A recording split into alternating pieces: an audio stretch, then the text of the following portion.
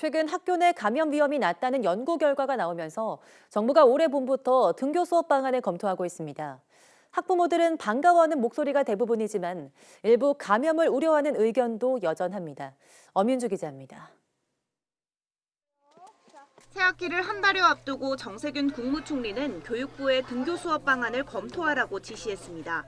코로나19 사태로 원격 수업이 길어지면서 생긴 여러 가지 부작용을 고려한 조처입니다.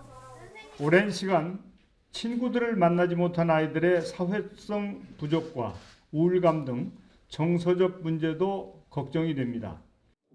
여기에 정은경 질병관리청장이 발표한 논문에서 지난해 5월과 7월 사이 학교 내 감염 환자가 2.4%에 불과하다는 연구 결과는 이런 주장에 힘을 실었습니다.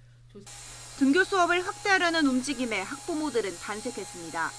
오히려 방역 수칙을 꼼꼼히 지키는 학교가 더 안전하다면서 저학년은 사회성과 수업 태도 형성을 위해서라도 학교에 가야 한다는 겁니다. 교육청이나 다른 쪽에서도 굉장히 소독 부분에도 신경을 쓰고 있으니까 학교에서 이렇게 감염 사례는 많지 않을 거라고 생각을 해요.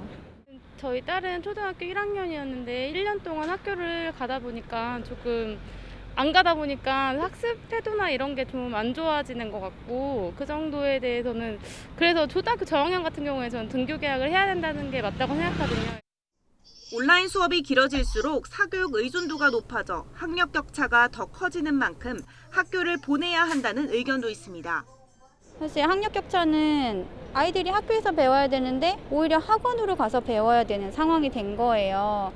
그러면은 또 학원비도 솔직히 만만치 않거든요. 그래서 학원을 못 가는 친구들은 결국 이제 사각지대로 몰릴 수밖에 없잖아요. 대입 문턱을 앞에 둔 예비 고3 학부모도 학교 가는데 찬성입니다. 입시가 이제 얼마 남지 않아 가지고 학습에 집중을 해야 되기 때문에 집에서는 아무래도 좀 소홀해질 수 있어서 학교에 등교하는 게 도움이 많이 될 것 같습니다. 하지만 걱정 섞인 목소리도 여전합니다. 한창 뛰어놀기 좋아할 아이들이 방역 수칙을 잘 지키지 않을 때 통제가 어렵고 집단 감염이 확산할 가능성도 남아있기 때문입니다. 아무래도 방역을 철저히 한다고는 해도 아이들이다 보니까 특히 남자아이다 보니까 운동이 격해지거나 조금 뛰면 숨 잘 때 마스크를 이렇게 자의로 이렇게 벗기거나 덥다고 이렇게 벗을까 봐. 교육부가 지난해 같은 개학 연기 사태는 없을 것이라고 못 박은 가운데 조만간 방역 당국과 협의를 거쳐 새학기 등교 수업 최종안을 발표할 예정입니다.